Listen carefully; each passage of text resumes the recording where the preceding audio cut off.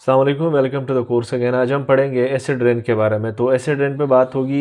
देखें, आप लोगों के पास ऐसा रेन यानी ऐसा जो है बारिश जब बरसता है जिसके अंदर पीएच हमारे पास 5 to 6 हो, तो ये एसिडिक रेंज में आता है। ये पीएच कुछ बुक्स में इसको 5.6 लिखा हुआ है, तो एक ब्रॉड रेंज हम यहाँ पर ले लेते हैं कॉन्सेप्ट के लिए, और है भी है 5 to 6 पीएच जब हमारे पास किसी रेन की होती है तो उसको हम क्या बोलते हैं? Acid rain.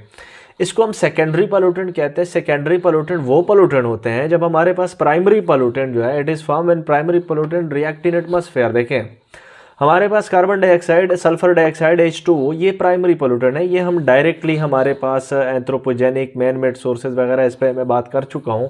ये डायरेक्टली रिलीज होते हैं एटमॉस्फेयर के अंदर, यानी कार्बन डाइऑक्साइड और सल्फर डाइऑक्साइड, H2O। जब आप वाटर को हीट अप करते हैं तो वाटर की बॉइलिंग होती है, तो वाटर भी ज़्यादा अगर होता है ऊपर एटमॉस्फेयर के अंदर तो वो एक पोल्यूटेंट की तरह काम कर रहा होता है।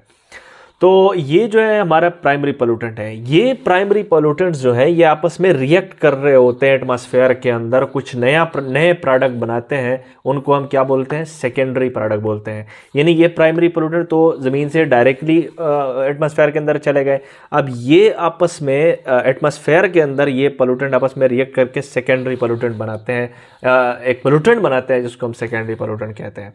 फॉर एग्जांपल सल्फर डाइऑक्साइड जो है वो प्राइमरी पोल्यूटेंट है। ये एटमॉस्फेरिक ऑक्सीजन के साथ रिएक्शन करके SO3 बनाएगा, 2 molecule of SO3 for balancing. तो हमारे पास सल्फर ट्राईऑक्साइड बनाएगा। तो सल्फर ट्राईऑक्साइड हमारे पास क्या हुआ? ये एक सेकेंडरी पोल्यूटेंट हुआ, क्योंकि ये प्राइमरी पोल्यूटेंट से मिलकर बन रहा है SO2 से। अब SO3 जो है वो वाटर क्या है? प्राइमरी पोल्यूटेंट है। SO3 जो है वाटर के साथ रिएक्शन करके H2SO4 ये सल्फ्यूरिक एसिड बना रहा है। अब ये सल्फ्यूरिक एसिड का मॉलिक्यूल कहाँ पर प्रेजेंट है? एटमॉस्फेयर के अंदर प्रेजेंट है। कहाँ पर प्रेजेंट है? एटमॉस्फेयर के अंदर, जो कि इसने आपस में एटमॉस्फेयर के अंदर, ये सारे जो रिएक्शन है ये एटमॉस्फेयर के अंदर हो रहे हैं। NO2 H2O के साथ एटमॉस्फेयर के अंदर रिएक्ट करके ऊपर जो उसके मॉलिक्यूल है H2O NO2 के साथ रिएक्शन करके HNO3 बनाएंगे, जिसको नाइट्रिक एसिड बोलते हैं। H2O जो है वो कार्बन डाइऑक्साइड बहुत ज़्यादा है, ये तो H2O जो है कार्बन डाइऑक्साइड के साथ रिएक्शन करके H2CO3 यानी कार्बनिक एसिड बनाता है। तो अब देखें, ऊपर से हमारे पास जब रेन बरसता है तो वो तो पानी होता है। अब जब रेन बरसता है हमें क्या पता कि ये चीज़ें एटमॉस्फेयर के अंदर बनी हुई है, तो रेन वाटर इन चीज़ों का एक साथ डिज़ोल्व करके अपने साथ वो रेन नीचे गिरता है ज़मीन के ऊपर। तो वो रेन वाटर जब ये यानी एसिड आपस में डिज़ोल्व कर लेते हैं तो H+ यहाँ से हर किसी से क्या निकलता हुआ? H+ निकलता है ना। तो वो H+ जो है वो वाटर को एसिडिक pH के अंदर लेके जाता है। All will dissolve in rain water and will acidify the rain. जाहिर सी बात है रेन को एसिडिटी देंगे क्योंकि ये सारे एसिड्स हैं।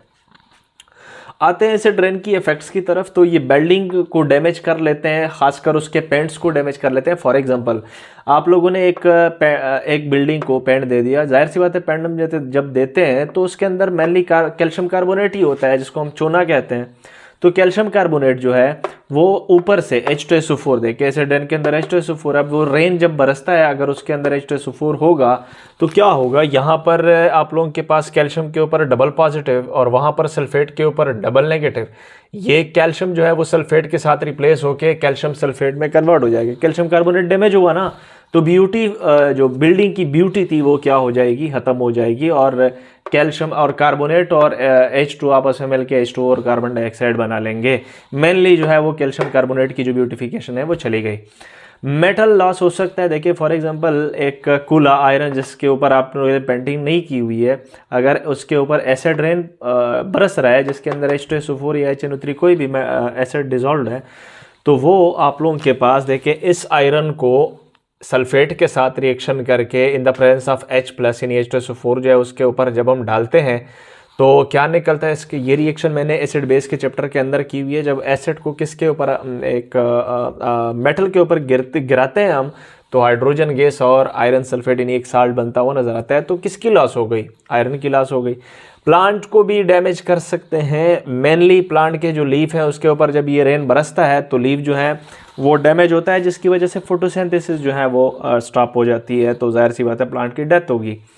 इंसेक्ट जो है वो किल हो जाते हैं। रीज़न ये है कि स्कैर्सिटी ऑफ फूड। अब देखें फॉर एग्जांपल हमारे पास कोई भी रिप्टाइल है, जिस रिप्टाइल को मैं यहाँ पर फ्रॉग ले रहा हूँ, फ्रॉग जो है वो इस पीएच के ऊपर सरवाइव कर सकता है, कोई टेंशन नहीं है, यानी फ्रॉग इस पीएच को टॉलरेट कर सकता है, वो सरवाइव कर सकता है। लेकिन उसकी जो खुराक है फ्लाइज, यानी जो मक्खियाँ वगैरह हैं, वो फ्लाइज जो है जो ये फ्रॉग खाता है, वो 5.6 पे उसकी डेथ हो जाती है। अब देखें, फ्रॉग तो रह सकता है 5.6 यानी एसिड रेन पीएच पे वो रह सकता है, लेकिन उसका जो खुराक है वो इस यानी फ्लाइज जो है वो 5.6 पे उसकी क्या हो जाती है, डेथ हो जाती है। अगर ये इसकी डेथ हो जाती है तो किसका खुराक कम हुआ, तो इस रिप्टाइल का यानी फ्रॉग का खुराक जो है वो, यानी उसका जो फूड है उसके अंदर क्या आ जाएगी, स्कैरसिटी आएगी। तो रिप्टाइल्स जो हैं उसकी फूड की स्कैरसिटी जो है वो भी लेके आता है जब एसिड रेन जो है वो ऊपर से ड्रॉप हो जाता है फ्लाइज की डेथ की शक्ल में। तो आई होप समझ आ गया होगा। Thank you.